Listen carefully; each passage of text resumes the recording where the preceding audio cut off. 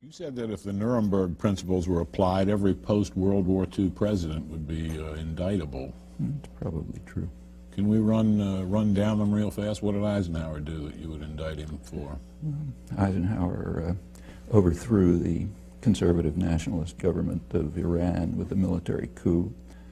He overthrew the first and last democratic government in Guatemala by military coup and invasion, leading to years of, in Iran it led to 25 years of brutal dictatorship, finally overthrown in '79.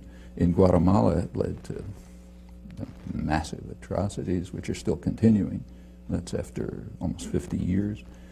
In Indonesia, this wasn't known until recently, but he conducted the major clandestine terror operation of the post-war period up until Cuba and Nicaragua in an effort to break up Indonesia, strip off the outer islands where most of the resources are, and undermine what was then considered as a threat of Indonesian democracy. Indonesia was too free and open. It was allowing a political party of the poor to participate, and they were gaining a lot of ground, so that Eisenhower supported and helped instigate a military rebellion in the outer islands. This is just for starters. These are all indictable offenses. What about Kennedy? Kennedy was one of the worst. Kennedy, first of all, invaded South Vietnam. During the Eisenhower administration, they had blocked a political settlement in 1954 and instituted a kind of a Latin American-style terror state, which had killed maybe 60 or 70,000 people by the end of the Eisenhower period, and had instigated a response, a reaction. Kennedy recognized that it couldn't be controlled internally, so he simply invaded. In 1962, about a third of the bombing missions were carried out by the U.S. Air Force in U.S. planes with South Vietnamese insignia, but U.S. pilot. He authorized napalm. He began the use of chemical weapons to destroy food crops.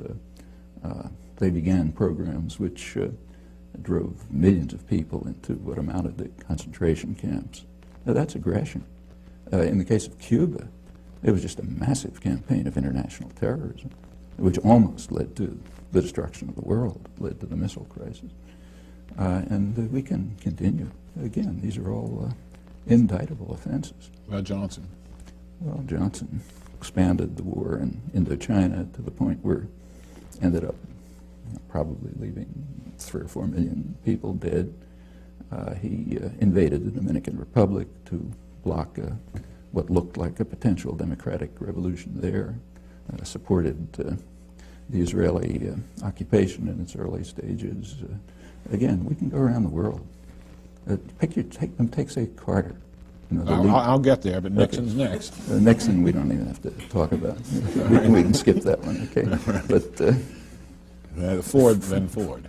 Well, Ford was only there for a short time, but long enough to endorse the Indonesian invasion of East Timor, which became about as close to genocide as anything in the modern period. They pretended to oppose it, but secretly supported, in fact, not so secretly. The U.S., immediately after the invasion, the U.S. did join the rest of the world in formally condemning it at the Security Council.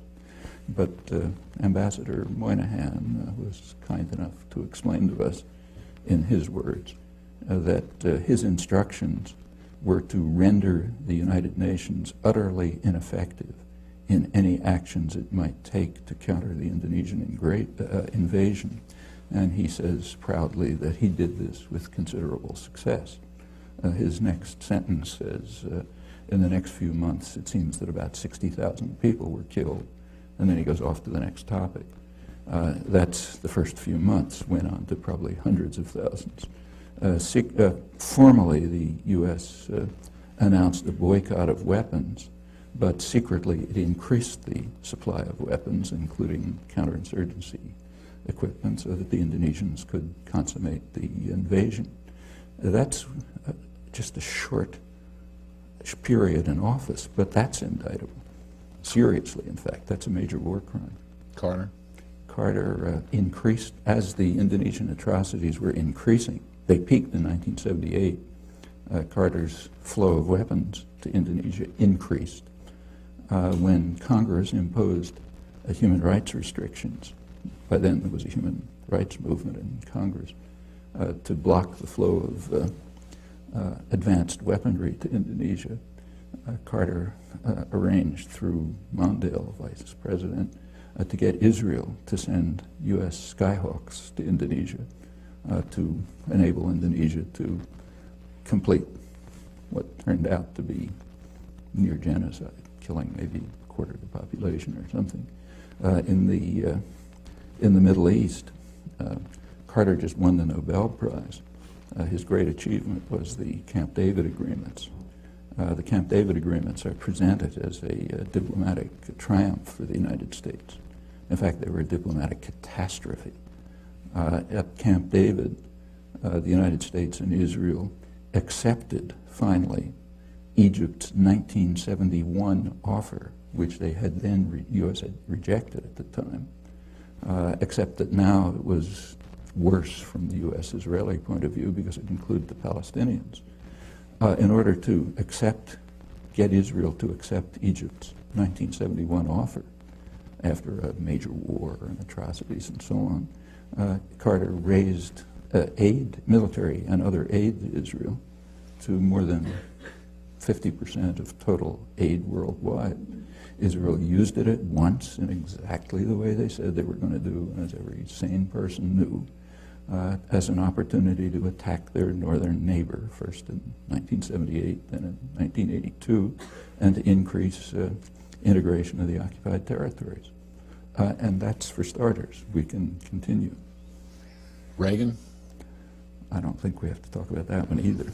I mean, Reagan is the first president to have been condemned by the International Court of Justice for what they called the unlawful use of force, meaning international terrorism, in the war against Nicaragua. Again, that's just for starters. They also, the Security Council, endorsed it in 2 resolutions, both of which were vetoed by the United States. Bush won. Well, we can begin with the invasion of Panama. The invasion of Panama, which, according to the Panamanians, killed about 3,000 people, since it's never investigated. We don't know if that's true or not. This was done in order to kidnap a disobedient thug who had been supported by the United States right through his worst atrocities. Noriega, who was brought to Florida and tried for crimes that he committed mostly on the CIA payroll. Okay, that's aggression.